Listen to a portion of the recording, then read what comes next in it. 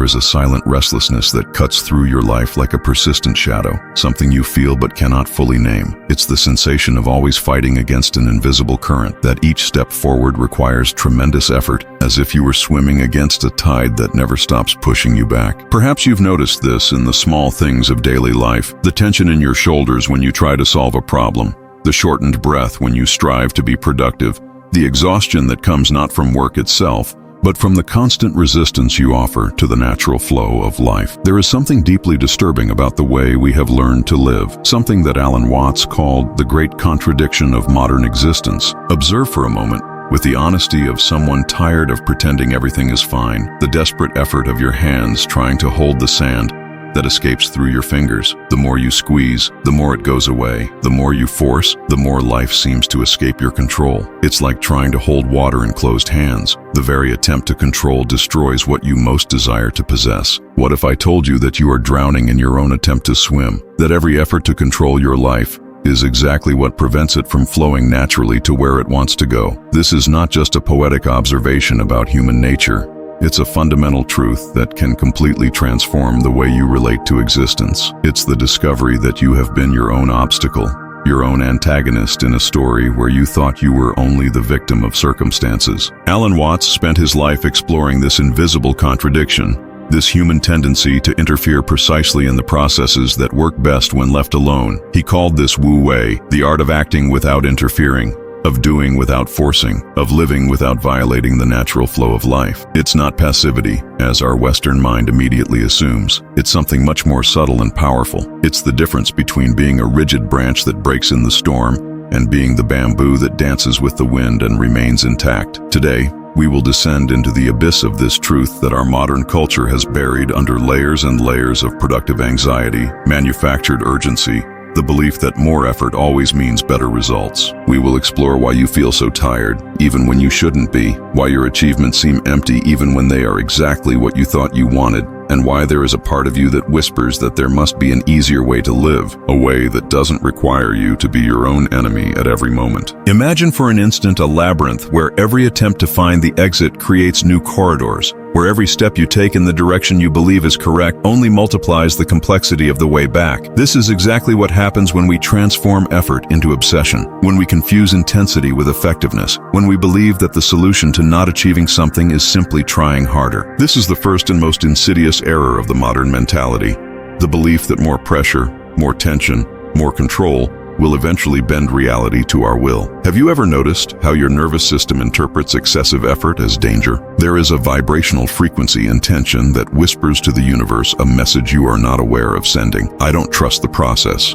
I don't believe things can work naturally. I need to force every result because deep down, I believe life is working against me. This is a conversation that happens below the level of consciousness, but that determines the quality of every experience you have. Our society has built an entire mythology around productive tension, teaching us that more pressure generates more diamonds, that suffering is the necessary price of success, that if something isn't being difficult, you're probably not doing it right. But observe water for a moment. It doesn't force its way through mountains with violence and despair. It simply persists, smooth and relentless, finding the cracks, following gravity, working with natural laws instead of against them, until the most solid rock eventually surrenders. Water teaches us something our culture has completely forgotten, that persistence and force are not the same thing, that you can be relentless without being violent, that you can be determined without being desperate. There is a fundamental difference between the energy that moves the river toward the sea and the energy that moves a desperate person trying to swim against the current. One is aligned with the natural forces of life. The other is a constant war against them. There is a secret addiction hidden in productivity culture, something we rarely recognize because it's disguised as virtue.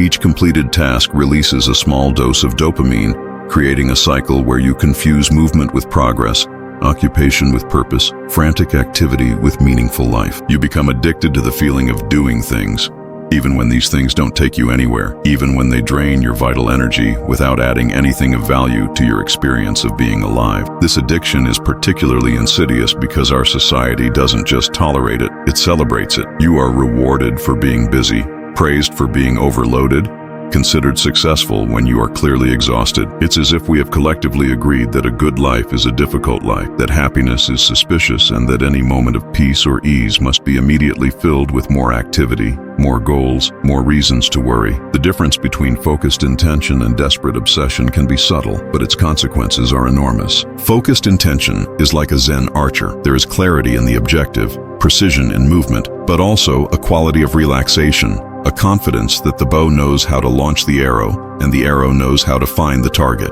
Desperate obsession is like someone trying to hit the same target with eyes closed, frantically shooting arrows in all directions, hoping that quantity will compensate for lack of alignment. When you act from focused intention, there is a sensation of flow, that you are being carried by a current greater than your personal will. When you act from obsession, there is a constant sensation of struggle, that you are pushing a huge stone uphill, alone, against all the forces of nature. The first is sustainable and pleasurable. The second is exhausting and self-destructive, even when it seems to be working in the short term. There was a man, an executive of a large corporation, who spent years of his life believing that the solution to his efficiency problems was working more hours, controlling more variables, micromanaging every aspect of his team and projects. He measured his value by the amount of stress he could endure, the speed with which he responded to emails, the complexity of problems he could solve simultaneously. And then, in a moment of complete exhaustion, he did something radical. He stopped trying to be efficient. He didn't stop working, but he stopped forcing every result. He began to trust that his team knew what to do, that projects had their own intelligence, that not everything needed his direct intervention. To his surprise, he discovered that he doubled his real efficiency at the exact moment he stopped trying to be efficient. He described the experience like this: "It was as if I had been swimming against an invisible current all my life, and finally learned to turn around and let the river carry me to where I always wanted to go." This story is not exceptional. It's a pattern that repeats whenever someone discovers the difference between making things happen and allowing things to happen through you. The first approach puts all the weight of the world on your shoulders. The second recognizes that you are part of an intelligent system much larger, which has its own ways of organizing and solving problems, ways that are often more elegant and effective than anything your conscious mind could plan. Pause now for a moment, not to do one more thing, but to simply breathe and feel where in your body you are holding unnecessary tension. It might be in your shoulders, which carry the weight of responsibilities that may not even be yours. It might be in your jaw, clenched by the determination to control things that are fundamentally beyond your control.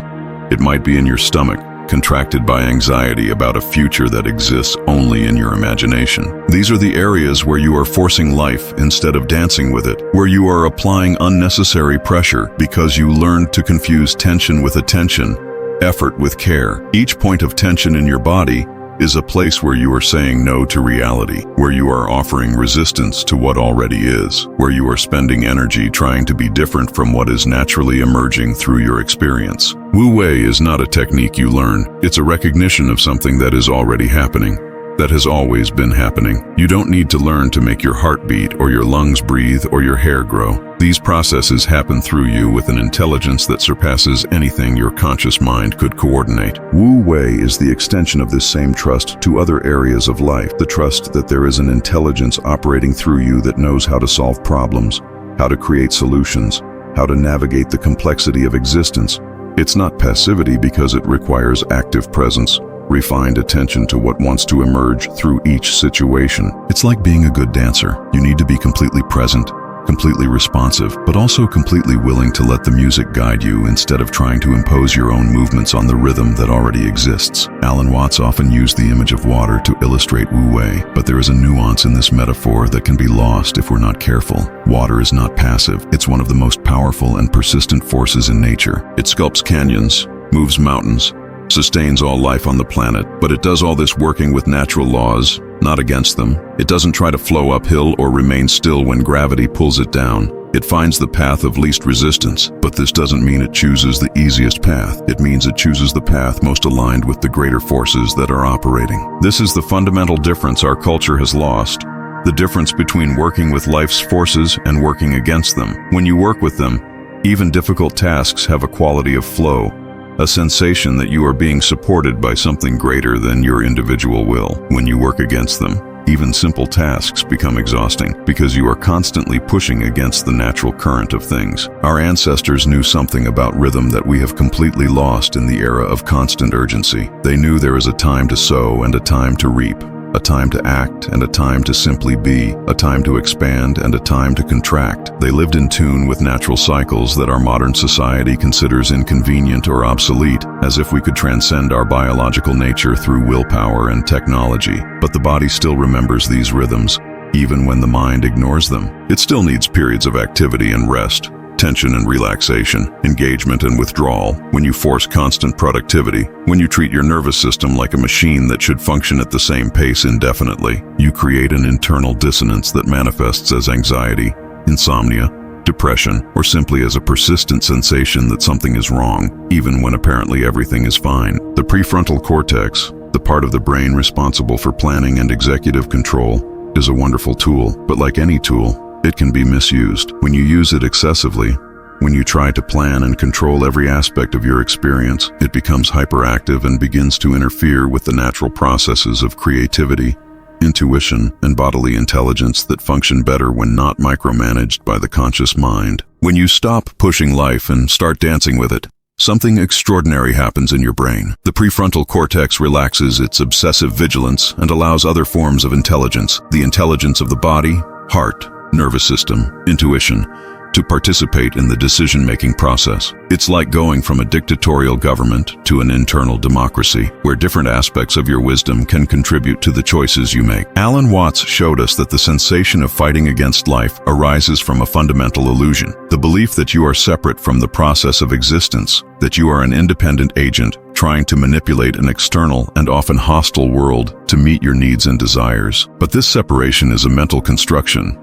not a biological or physical reality. You are not in life like a passenger in a vehicle. You are life expressing itself as you, the same way a wave is the ocean expressing itself as a wave. This perception changes everything when you recognize that you are an integral part of life's process, not its antagonist. The quality of your action changes completely. You stop trying to force results and begin to consciously participate in the natural unfolding of situations. It's like the difference between trying to push a river in the direction you think it should go and learning to skillfully navigate in the direction it's already flowing. Elite athletes and artists know intimately this state they call soft focus or the zone. It's a fascinating paradox, a state of active relaxation where you become simultaneously totally present and completely detached from the outcome. Your attention is fully engaged, but there's no tension around the need to control what happens. It's like being completely awake inside a dream, participating fully, but without the anxiety of having to direct every aspect of the experience. In this state,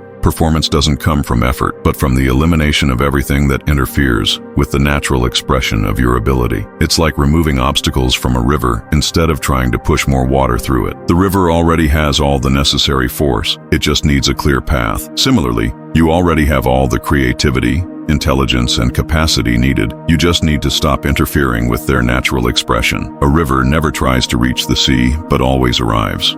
It doesn't worry about obstacles in its path, doesn't plan ahead how it will go around each stone, doesn't anguish about whether it's moving fast enough or in the right direction. It simply follows its nature, moment to moment, responding to present conditions, trusting gravity and topography to guide it naturally toward its destination. This is a perfect metaphor for how human life can function when we stop interfering with its natural flow. You don't need to know how every step of your journey will unfold.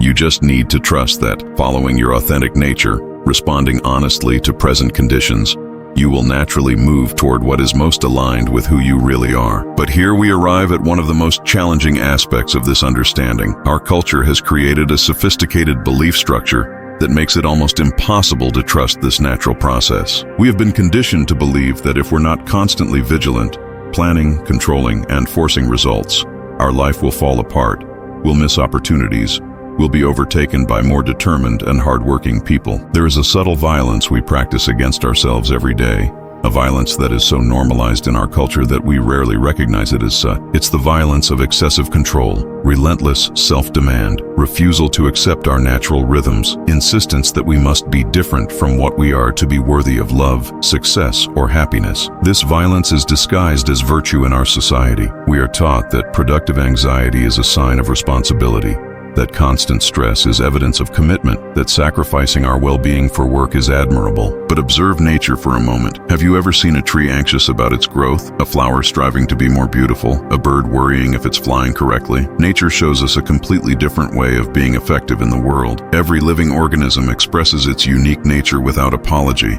without trying to be different from what it is, without comparing itself to other organisms. A tree doesn't try to be a river, a bird doesn't try to be a mountain. Each contributes to the ecosystem simply by being completely itself, and from this natural authenticity emerges a harmony that no amount of conscious planning or control could orchestrate. The constant need to prove worth is perhaps one of the most destructive forms of internal violence we practice. It sabotages our natural capacity to create and manifest, because it transforms every action into a performance, every result into a judgment about our worthiness as human beings. It's like trying to convince the sun that it needs to shine brighter to be valuable, a premise that is fundamentally absurd because value is inherent to nature, not to the results it produces. When you act from the need to prove something, there's a desperate quality in your energy that people intuitively feel. It's like a subtle frequency that communicates insecurity and neediness, even when you're trying to project confidence and competence. On the other hand,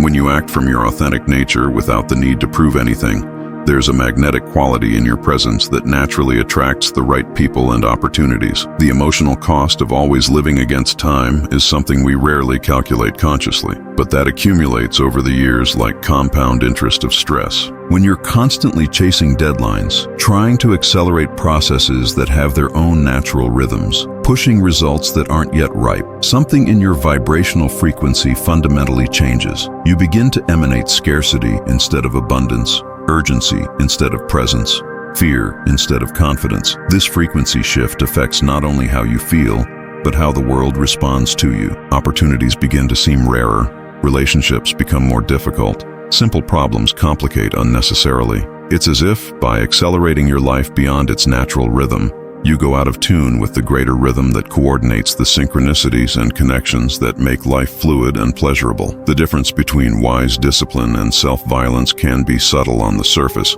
but is fundamental in its consequences. Wise discipline is like an experienced gardener caring for a plant. There's attention, care, consistency, but also patience, respect for natural rhythms of growth, confidence that the plant knows how to develop if it receives adequate conditions. Self-violence is like someone pulling a plant to make it grow faster. It may seem more active and determined, but actually damages the natural process and often kills what it's trying to help. Wise discipline nurtures your natural growth. Self-violence forces it against your nature. One sustains and strengthens, the other exhausts and destroys. One works with your energy, the other fights against it. The difference is in the quality of attention. Wise discipline comes from love and respect for your potential. Self-violence comes from fear and rejection of how you are now. Breathe now, but don't just breathe mechanically like one more task to complete. Allow breathing to happen through you as it happens naturally when you're not trying to control it. Feel the subtle but significant difference between controlling breath and allowing it to flow by itself. One requires constant effort and attention.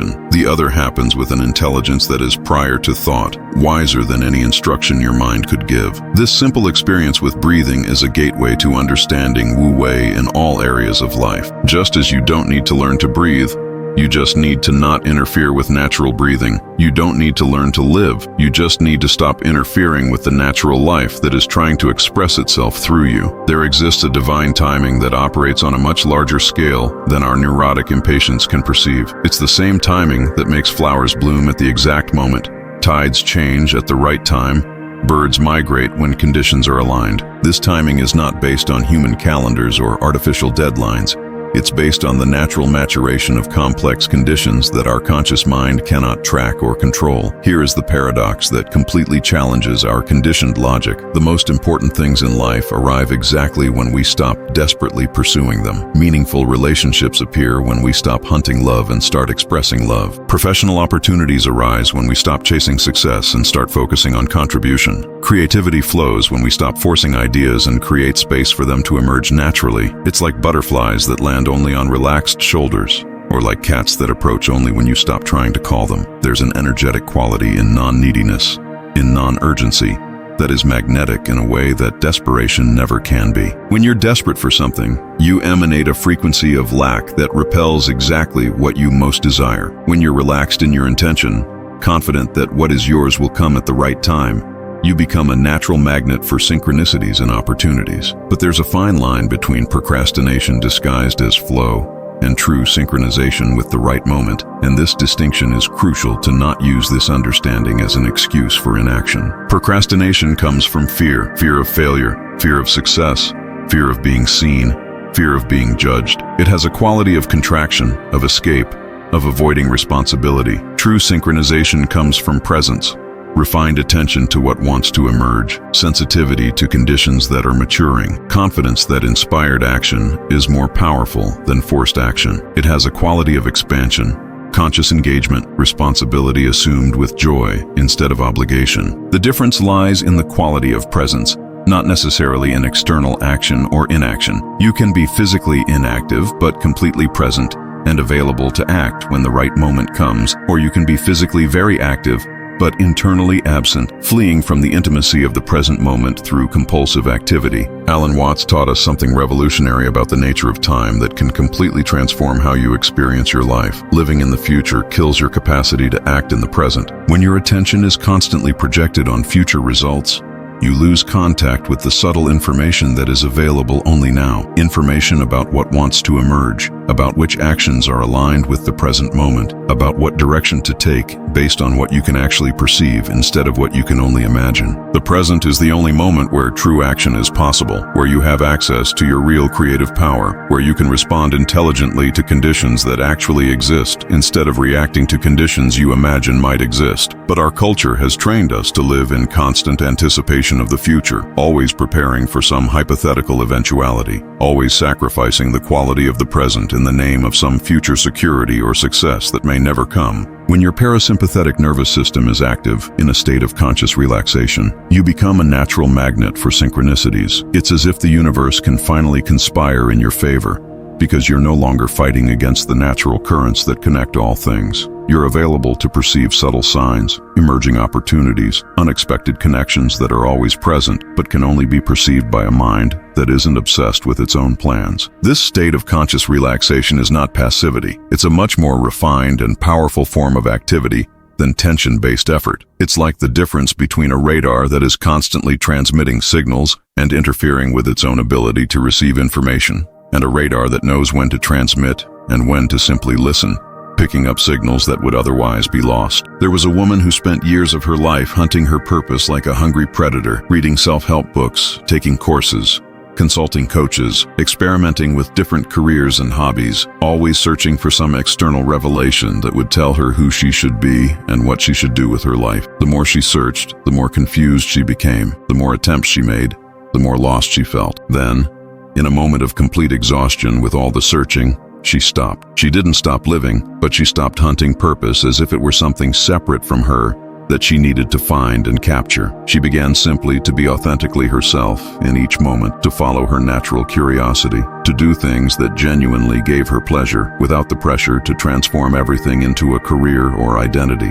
And then, almost like a cosmic joke, her purpose found her. Not as a dramatic revelation, but as a gradual recognition that she was already living her purpose by being completely herself. The skills she always had, the interests that always attracted her, the natural ways she contributed to the lives of people around her. All of this organized into a clear direction when she stopped trying to force an artificial direction. This story illustrates a fundamental principle that our goal-oriented culture has difficulty accepting. You don't find your purpose by pursuing it directly. You discover it by allowing it to reveal itself through the authentic expression of who you naturally are. It's like trying to see a faint star in the night sky. You can see it better by looking slightly to the side than by trying to focus on it directly. The supreme art is not to defeat the resistance you encounter in life, but to learn to dance with it until it becomes your ally. This is one of the deepest understandings we can have about how to navigate the inevitable difficulties of human existence. Resistance is not necessarily something to be destroyed or avoided. Often it's valuable information about where our efforts are misaligned with real conditions. Often, the resistances we encounter in the external world are just reflections of internal tensions we carry without realizing. If you're constantly encountering difficult people,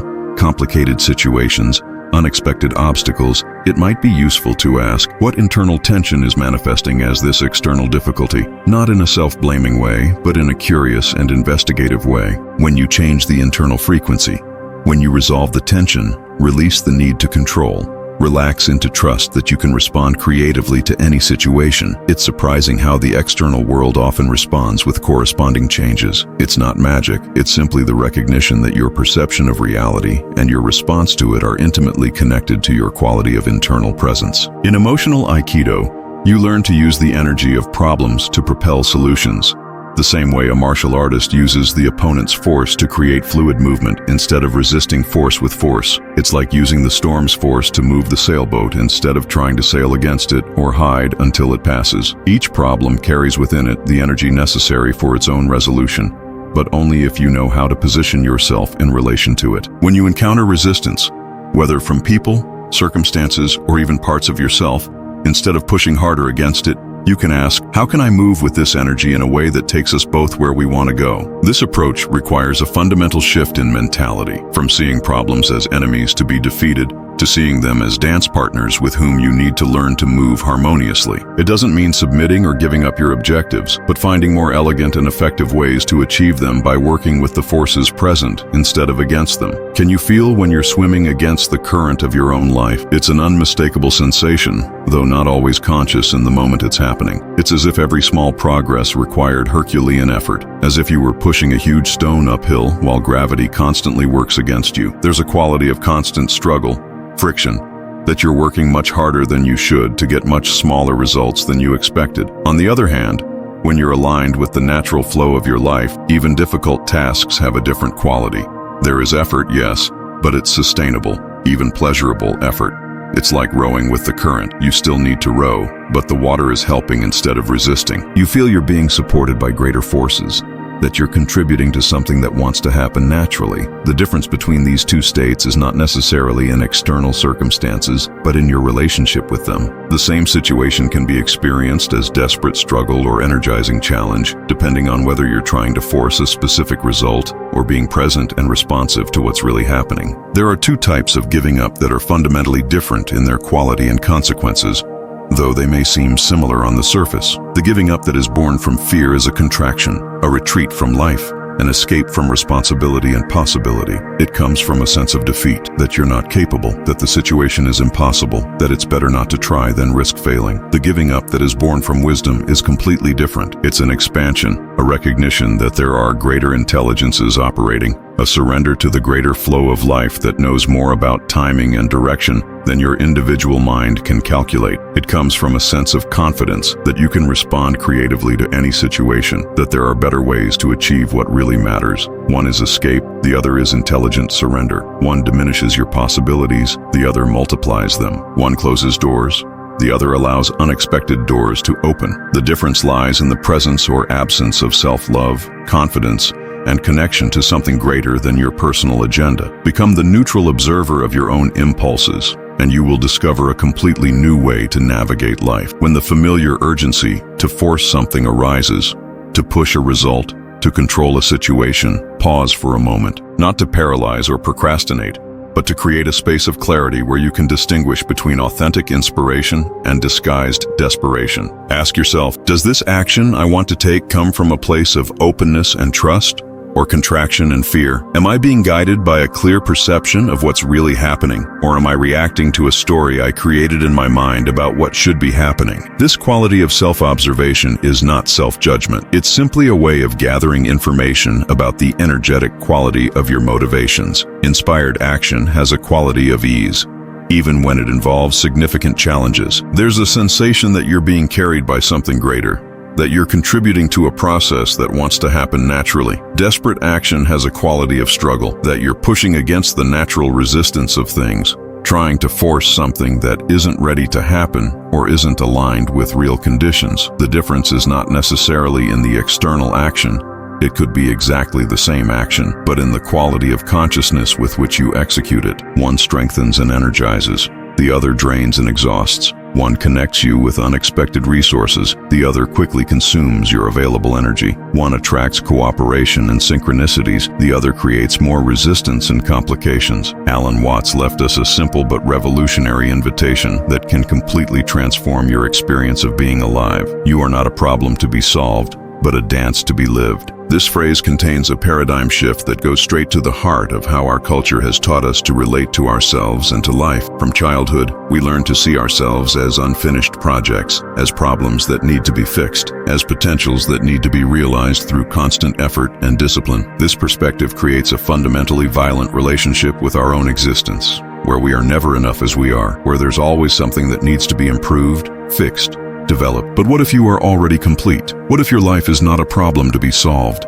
but a unique and precious expression of universal creativity that deserves to be lived with joy instead of constantly corrected? What if the incessant search for improvement is exactly what prevents you from experiencing the perfection that already exists in your essential nature? Learn to recognize the moments when you are aligned with your essential nature, because these are the moments when life stops being work and becomes dance. It's an unmistakable sensation when you experience it. There's a quality of fluidity where action and rest alternate naturally, like breathing. There's no unnecessary effort, no anxious rush, no sensation of fighting against time or circumstances. In these moments, you're not trying to be different from what you are. You're simply authentically expressing who you are, and this expression fits perfectly with the present moment. It's like a puzzle piece finding its exact place. There's no force, no attempt, just a recognition that, yes, this is where I belong now. Neville Goddard taught us about the transformative power of relaxed assumption, manifesting from the state of already is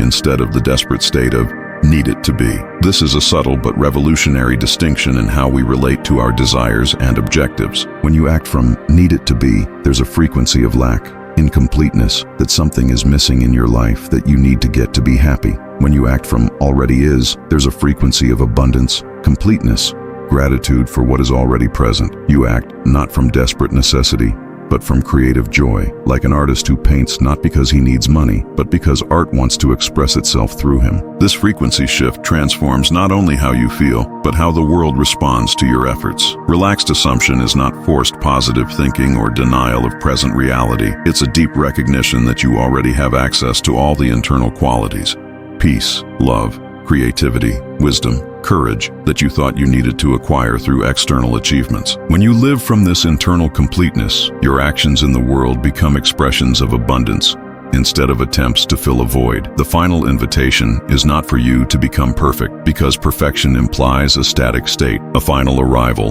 where there's no more growth or change. The invitation is for you to stop trying to be different from what you are and start being authentically who you are in each moment. Not manufactured or performative authenticity, but the simple honesty of being exactly how you're feeling, thinking, and being now, without apologies or justifications. This radical authenticity is where true efficiency is born, because you stop spending energy pretending to be someone you're not, trying to impress people who might not even like the person you really are, pursuing objectives that don't actually resonate with your deepest values. When you are authentically yourself, your energy becomes available for things that really matter, for contributions only you can make, for relationships that nourish your soul. You are like a tree, and trees teach us something profound about natural growth. A tree doesn't need to try to grow.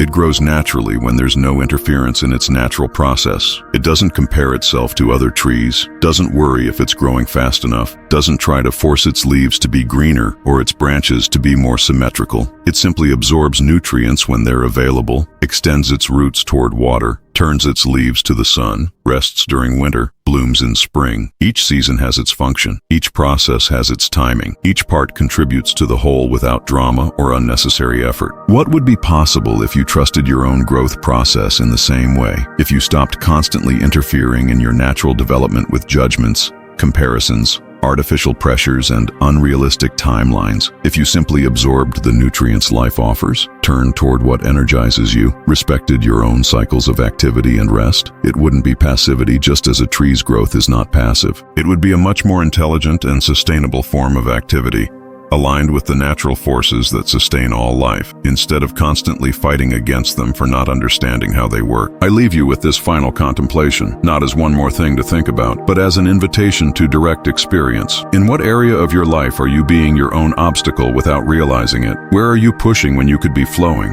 Where are you forcing when you could be dancing? Where are you trying to control when you could be trusting? And if you could identify that area and experiment with stopping swimming against the current for just one moment. What if you discovered that the river always knew where it was going, that your life has its own intelligence that surpasses anything your conscious mind could plan, that you can trust the process not because it will give you exactly what you think you want, but because it will take you exactly where you need to be to become who you really are. This trust is not blind. It's based on the recognition that the same intelligence that coordinates the movement of planets, the growth of plants, the rhythm of tides, is also operating through your life. You are not separate from this intelligence trying to guess its rules from the outside. You are a unique expression of this intelligence, experiencing itself through your individual perspective. When you relax into the understanding that you are simultaneously the wave and the ocean, the dancer and the dance, the observer and the observed,